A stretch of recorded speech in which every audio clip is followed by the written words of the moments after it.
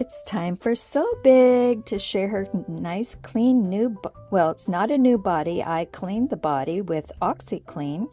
If you see my previous video share, it took several days to get the stain from the cry box that had fallen into the bottom area here. You can see just a very faint, you can see that, a very faint little bit of rust left there, but it was very dark and a circle, and that's from her cry box, which I did put inside in the middle of her torso, covered with polyfill.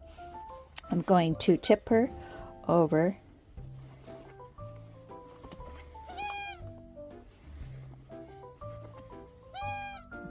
Okay, so it works, but I don't have it anywhere next to the fabric.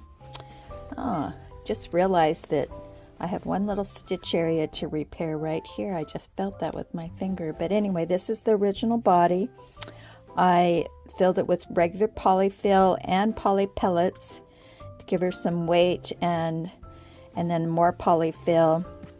In the bottom, she has a stocking of polyfill so that it just adds more weight, and she can sit on her bottom there. Her body is all soft with the polyfill. I did not want to use the kapok because in lighter fabric with the kapok you can see the seeds, and I just don't like that. It gets stuck in between in the seams and I can see it and it bugs me.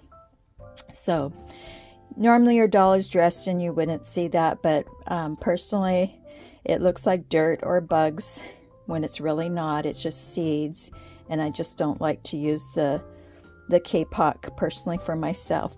I like clean polyfill or squishmallows. I love buying authentic squishmallows. I love the soft fluffiness of that. I can mix it. So it's just a preference.